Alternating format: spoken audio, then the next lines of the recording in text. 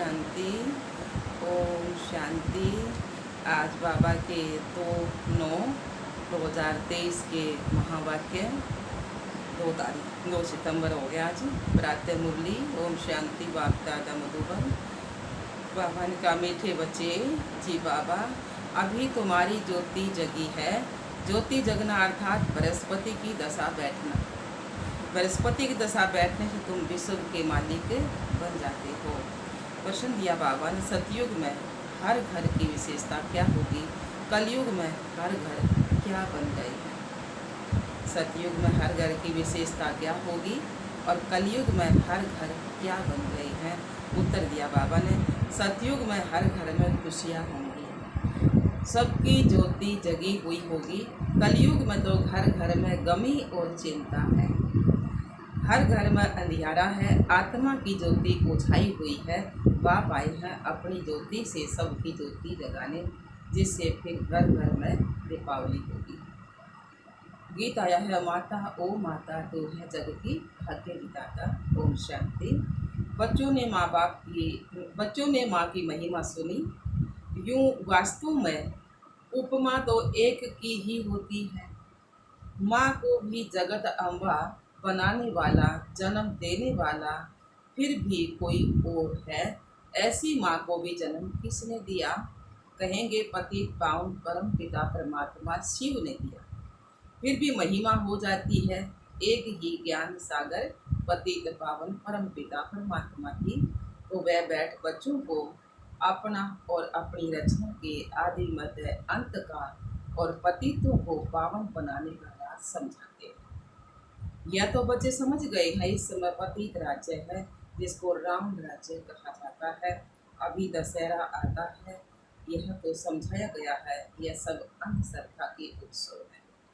ऐसे तो कोई है नहीं कि एक रावण था, लंका थी। लंका सिलान को कहा जाता है। दिखाते हैं वहाँ सागर पर बंदरों ने पुल बनाए। वास्तव में यह सब है दंत कथाएं, झूठी कथाएं।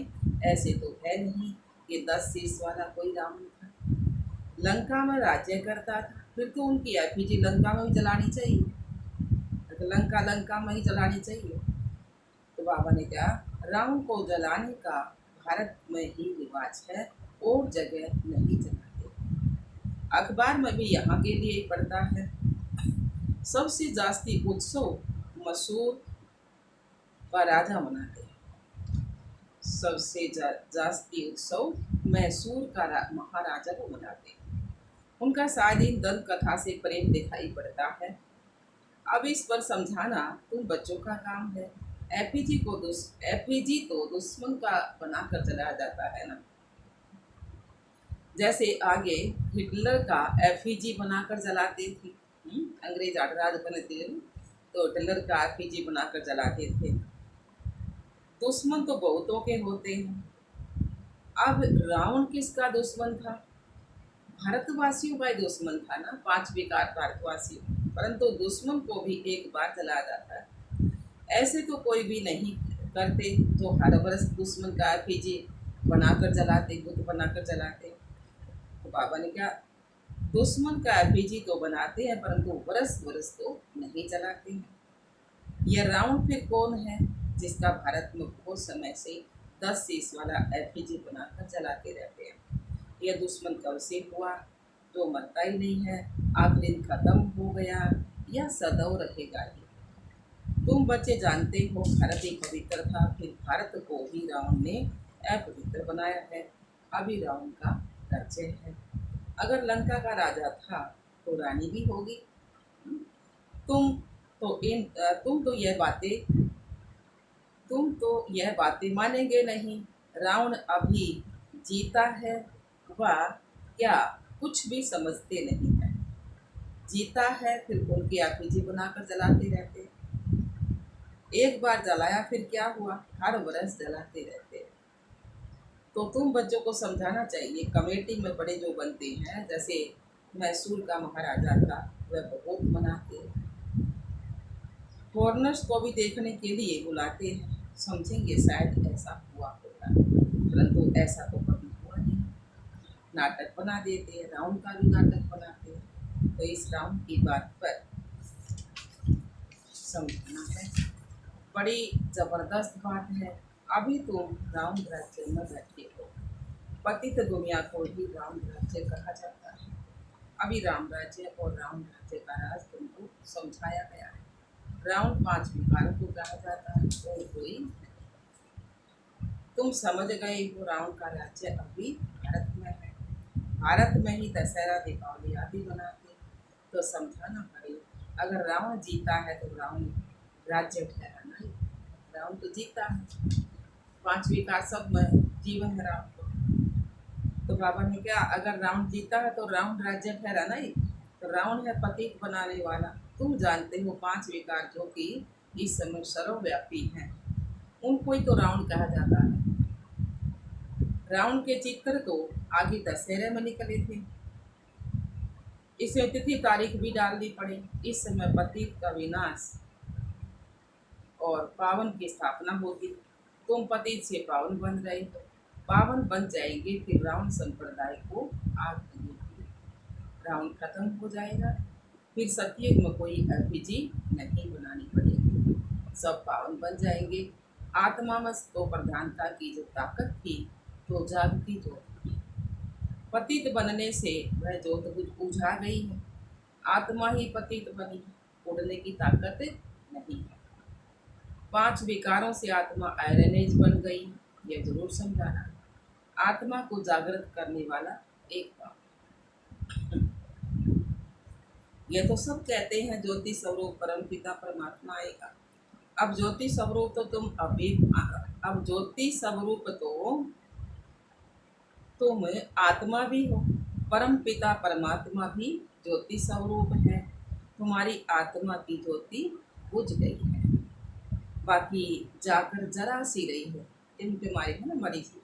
मनुष्य मरते हैं तो रात दिन उनका दीवा जलाते हैं ना, दीवे की बहुत संभाल करते हैं। घर खत्म हो जाता है तो फिर और डालते हैं।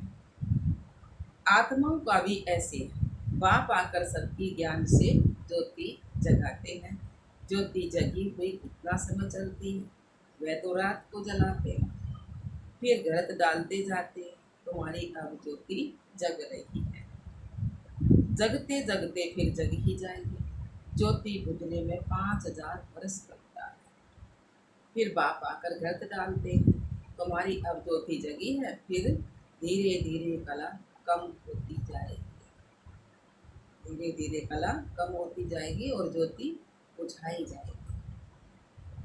तुम जानते हो अभी हमारी ज्योति जगती है, फिर सतयुग में घर घर में सोजरा होगा। भारत की ही तो बात है, अभी तो घर घर में अंधियारा है, खुशी नहीं है। तुम जानते हो सतयुग त्रेता में हम बहुत खुश थे और खुशी मनाते थे।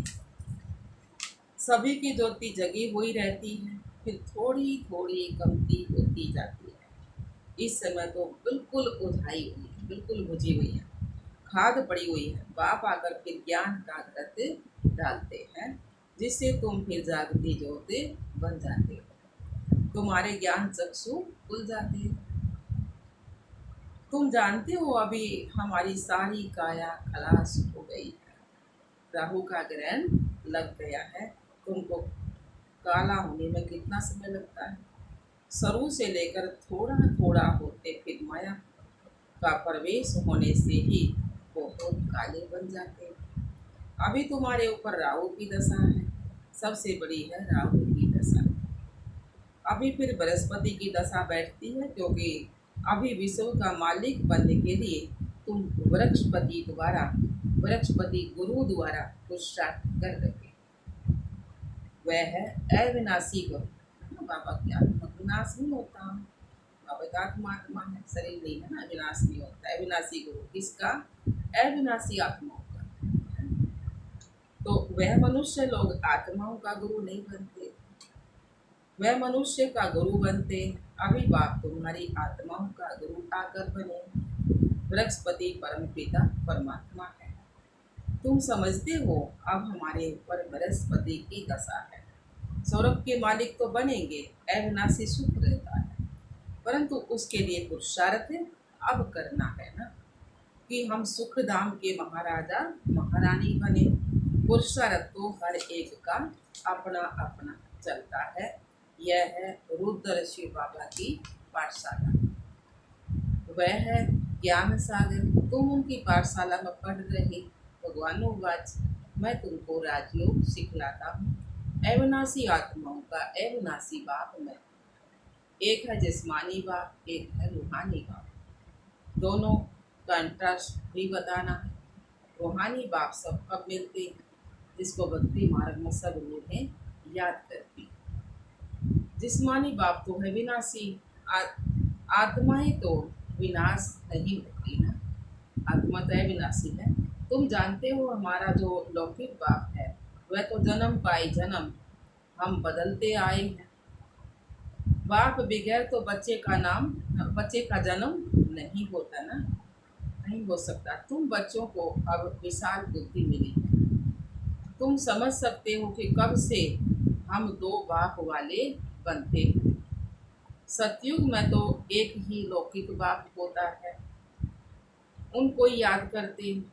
आत्माओं को उस रूहानी बाप को याद करने की दरकार नहीं रहती है। आत्माओं को सतयुग में एक ही लौकिक बाप होता है। वहाँ शरीर भी गोरा मिलता है, प्रारब्ध भोगते हैं ना, इसलिए वहाँ बाप को याद नहीं करते। तो तुमको ये समझाना है कि भक्ति मार्ग में एक है विनाशी लौकिक बाप। वह तो हर जन्म में दूसरा मिलता है।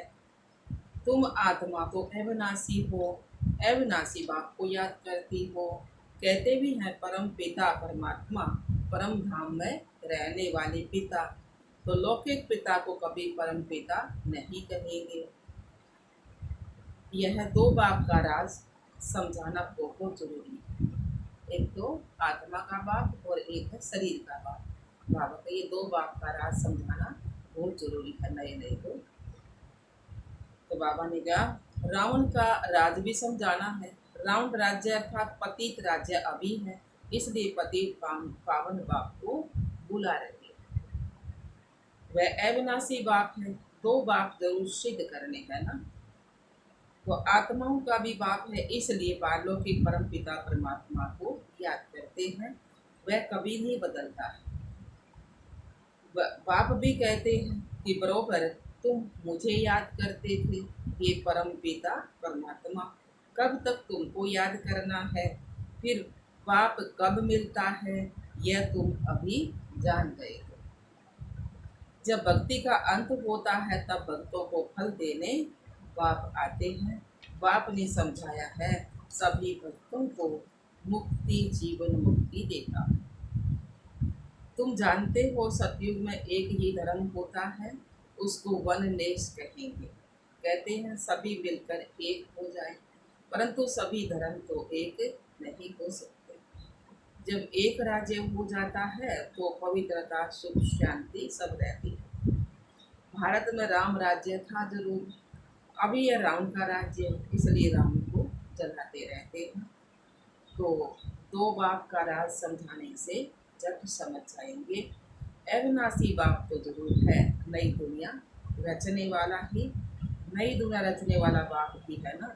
नई दुनिया में बरोबर देवी देवताएं ही थे, फिर वही दुनिया नई से पुरानी होती है।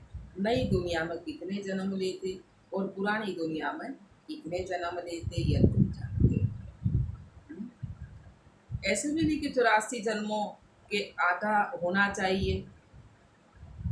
42 जन्म पुरानी दुनिया में, 42 जन्म नई दुनिया में, ऐसे भी नहीं है ना।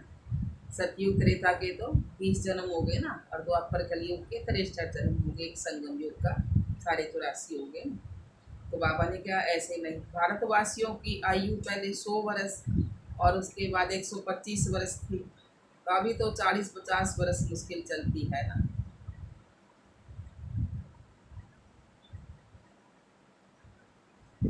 तो आधा आधा हो ना सके, 84 जन्मों का हिसाब तो चाहिए ना। तो बाप कहते हैं तुम्हारा 84 जन्मों का चक्कर अब पूरा हुआ। तुम नहीं जानते हो, हम समझाते हैं। 84 जन्मों का राज सिवाय परम पिता परमात्मा के और कोई समझा ना सके। तो बाबा ने कहा, तुम ही जानते हो, हम समझाते हैं 84 जन्मों का राज सिवाय परम पिता परमात्मा के और कोई समझा ना सके। तुम बाप से सुनकर खुश होते हो ना, फिर नई दुनिया के लिए पुरुषार्थ करते हो। सारा राज बाबा ने समझा दिया तो खुश हुआ है ना, समझ गए। तो यह बच्चों को सिद्ध कर बताना है कि हम अभी बेहद के पारलौकिक बाप से बेहद का वर्षा ले रहे हैं। वह बाप आते ही तब है जब स्वरूप की स्थापना करते हैं। तो उनको कहा ही जाता है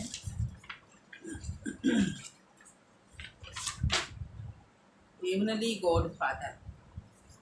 जब नए घर की स्थापना होती है तब पुराने घर को तोड़ा जाता है। लिखा हुआ भी है, स्थापना फिर विनाश। स्थापना जब पूरी हो जाएगी तब विनाश होगा। स्थापना करने वाला कौन है? परम पिता परमात्मा।